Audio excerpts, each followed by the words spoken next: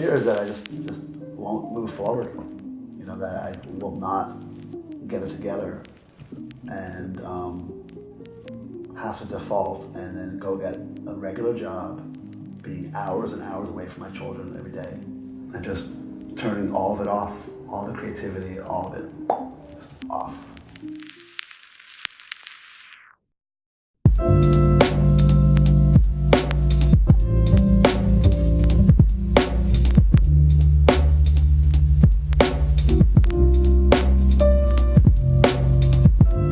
When I was young, now I guess, you know, in my 5 to 10 years old, my grandpa used to buy me magic tricks. Little magic tricks. Abbott's is the company that sells these little black and red boxes, and little magic tricks. And he'd buy me a trick, and he'd show me how to do it, and I'd practice. One of my metaphors is I'm the line in the letter Q that sticks out. So that was often me. Here's a group of people, and I'd be on the outside. I'm kind of like a hippie Luddite. Like, part of me would like to live in a van with no electricity, off the grid. Like, that's part of who I am. Yet I have to be part of this planet. I have a family, and I have to kind of contribute. So I don't have that opportunity. The fabric of street theater has changed over 20 years. There was no social media. There was barely websites. So street performing was less about instant gratification for the audience. They were actually able to hang out and play and be with the artist, with the performer. And the performer would play a lot more, meaning improvise, and take chances, be more external in their approach. When I started touring with bands in the 90s, I started doing magic at the bars where I was gigging. As I improved on my magic and really started getting into it, I started becoming not as much interested in drumming. I had no money, I needed to work. I needed to find a way to make money. So out of survival, I went down to JFK and I started doing magic. I borrowed an amp and a mic from a friend of mine who was a street performer. He was doing really big shows, and I was inspired. So I borrowed his equipment, and it was just good. It was just fun and exciting. I loved going down there, and it was more about the interaction with the people than it was about the magic.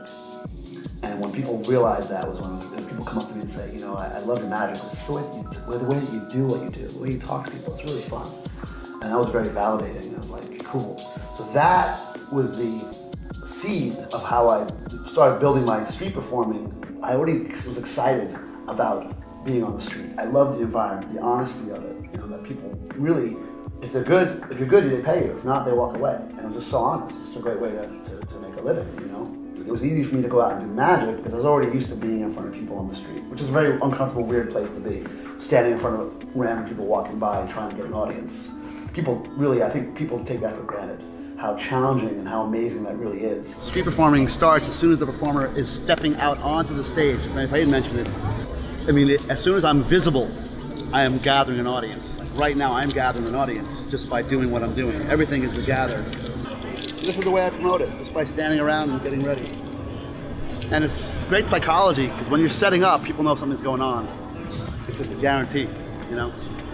Like when I'm starting to say this in my show, when I tell people, because they don't want to walk up and make a circle, I say, folks, this is actually just a street. And I'm creating a community called an audience, and you can help me do that. This is quite an incredible thing. Late 90s, maybe, I went to Australia to record a record with a band, and I brought with me a straitjacket. I never used it, but my goal was to do some street performing in Australia. There was this girl named Emma who was doing a contortion act, which she had a little plexiglass box. And she had previously done a straitjacket escape and gave me some logistical advice, which I really needed. Without her, I don't think I would have been able to get out there and actually do the thing that I did. Performers need to find a way to perform like it's a survival. But how does one artist get to that feeling of this is life and death? I need to perform like it matters. Like if I don't play really well, then I die.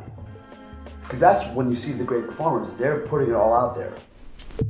Street is really interesting because, I mean, there's times where it doesn't ever come together like that. There's no energy vibe. Like, you know, it's just like it's dead. It's like the audience is there, but they're just not. You have to kind of win them over. That's my job, is to win them over, but also to meet them where they're at.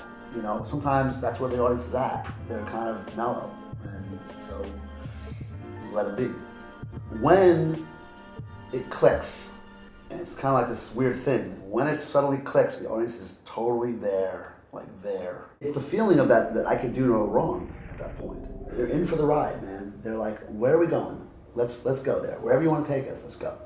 So it's just this feeling that I get, and that's when I get to slow down a little bit and kind of just take my time with some stuff.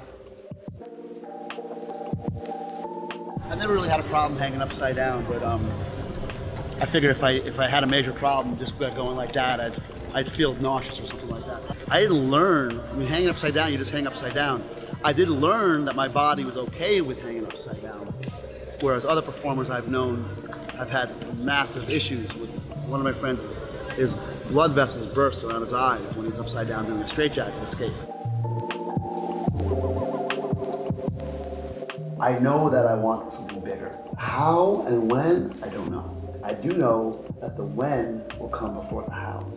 That's always how it happens. One of my favorite quotes about manifestation is, it's not your job to say how or when, it's your job to say yes.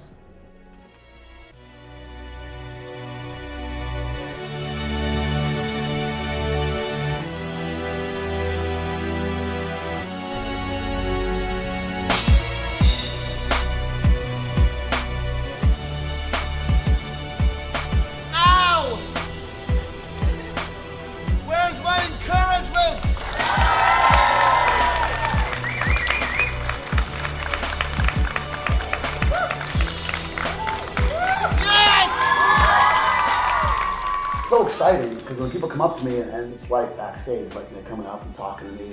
It's actually one of my most favorite parts of performing is after the show, is just to get feedback and to hear what people have to say. And I'm so interested in other people that I always flip it over and I was like, where are you from, what do you do? And I was always interested in what they're about. So 42 and 45 was when I had my two children. They're 2 and 5 years old now. Ethan saw the picture of me for the advertisement for Faneuil Hall hanging upside down, and they pointed at it. Who's that? That's Dada. It's an easy relationship that I have with the city. It's just really easy to be here and to perform and to walk around the city. I know a lot of people. I've been here for over 25 years. I just know so many people. Wherever I go, I run into people that know me or I know them. It's just a lot of fun. It's like a really tight community in a city, you know. For me, it's like a love relationship that I have with Boston. You know, we've been dating for a long time, and it just works. It's just comfortable. It just works.